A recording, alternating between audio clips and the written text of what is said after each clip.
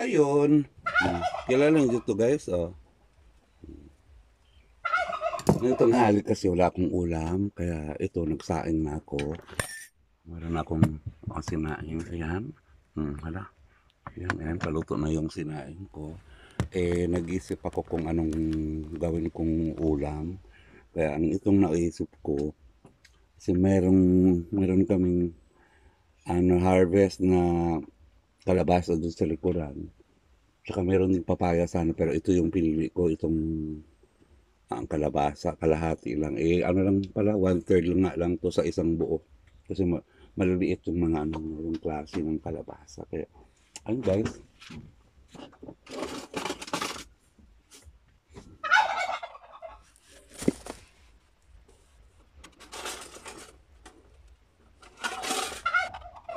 So, ito na yung ano ko ngayon. Hihiwa-hiwain ko lang to ng maliliit. Para magkaroon na tayo ng ulam. Yung simpleng luto lang. Basta lang magkaroon tayo ng ulam. Hala, ang hirap. Lakas akong sangkalan. At saka sobrang na kasi to, yun o, sobrang, anong tawag nito? Gulang. Diba matigas na? Matitigas na siya guys. Kailan pa kaya ito matagal-tagal ng ilang buwan na ito dyan nakatenggay namin na harvest. Ayun. So, hihiwa-hiwain na natin. Sariling sikap na lang ito guys. Wala tayong, di katulad ng yung ibang pag mga ganito, sosyalin pag gumagawa nito. Dami-daming pasak-pasakali, dami-daming mga ito wala. Binabaha, parang balahura style lang itong paggagawa. Basta importante may ulam ako.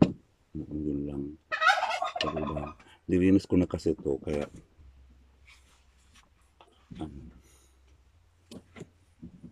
may sunog yung ko, kanin. May sunog yung kanin ko.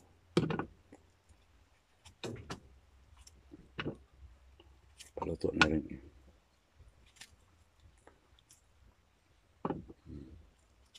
Ngayon ko lang nasubukan tong sobrang gulang na ganito guys. Parang tinapay na yung niya. Yung texture na parang tinapay na.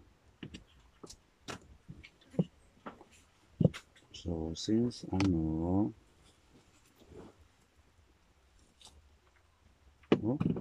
parang durian. Yung natatanggal pati yung yung buto pag ni-slice. Diba? Parang durian na talaga. Sobrang ulam talaga to.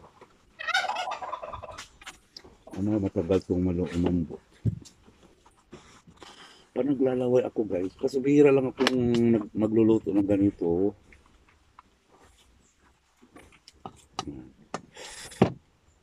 Diba yung niya ang galing.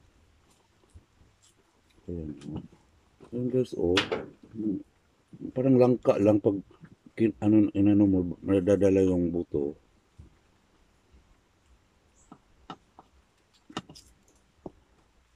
Diba? Ang tigas talaga. Yung buto nito maganda to pang seedlings. Tingnan ko nga yan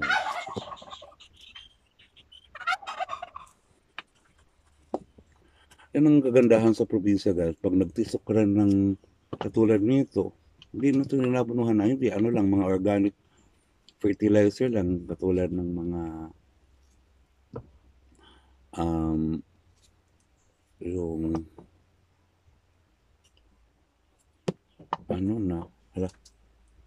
tulad ng mga ng rice hull, ay rice rose pala. Tapos dinicompose namin. Tapos tae ng kalabaw, tae ng baka, ganyan. Yan lang inaabuno namin guys. Basta sa pagtatanim lang, doon lang siya na anuhan, lalapatan ng abono, sa pagtatanim mo. Wala namin, di na binabalikan namin na mag-apply ulit ng abono o kaya dinililig-diligan. Walang dilig na to. Kaya kawawa nga siya eh. Kaso lang, nasa ilalim ng mga punong kahoy sa tinanim namin. Kaya nag-survive yata siya. Nakarami na kami nitong bunga. Di lang ngayon, matagal na kasi itong tinanim dyan. Kaso lang, di umuusad yung mga damo dahil sa sobrang niya, sa sobrang labong niya, kaya yung mga damo, hindi nakikiosyoso. Osyoso yung damo. Ganun yun. Kaya ito na, so liliitan natin para mabilis. Kung halimbawa man medyo tigasin na to, tigasin. Medyo matigas na, kumbaga, malambot pa naman eh. Mabilis lang i-slice eh.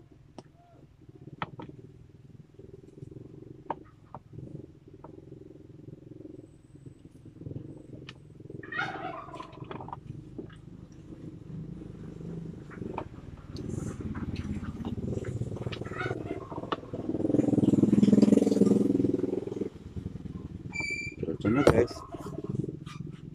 Pakulo na tayo ng lutuan natin. Buksan muna natin ito. Yan, buksan na natin yan. Tanggalan na natin ang ganon. Tapos, mantika. Ala, walang mantika. Kawawa, walang mantika. Diyos ko. Walang mantika, guys. Talagang sobrang kapos.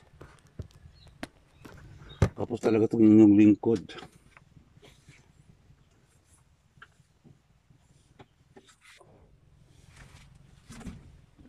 Ayan na.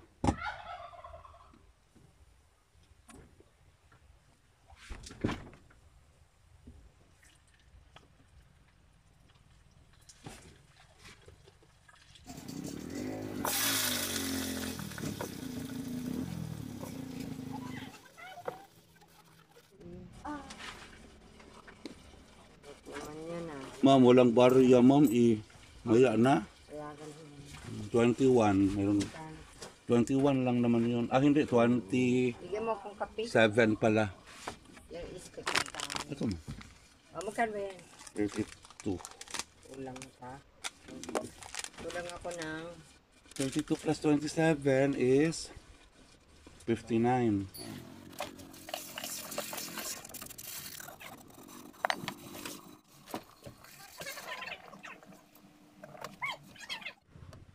Wala. Sige.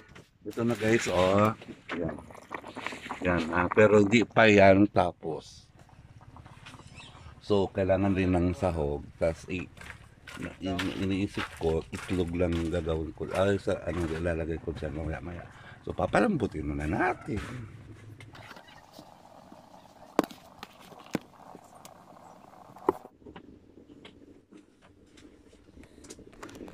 Ayan, luto na yung kanin ko. Alam mo yung kanin ko guys, nasa halagang tag 27 lang ang kilo niyan. O ganito ako ka-practical. Kasi kung tutuusin talaga, sobrang kapos talaga yung pamilya ko, ako, of course. Wala kasi akong trabaho, kaya kapos talaga. Kaya ayun, kung anong makakabuti sa akin na parang bawas sa sa expenses ko, yun ang ginagawa ko. Bibila ko ng bigas na mamurahin. Magluluto lang ako ng mga simpleng gulay, ulam. Tapos importante lang naman natin yung sikmura natin, hindi kumukulo. Hindi magugutom. Yun. Kaya ganun lang yun guys. Masarap at hindi masarap ang ilulunok mo, yung lulunok mong pagkain, ganun pa rin ang resulta nun. Mas maganda pa nga yung mga simpleng pagkain dahil di masyado toxic.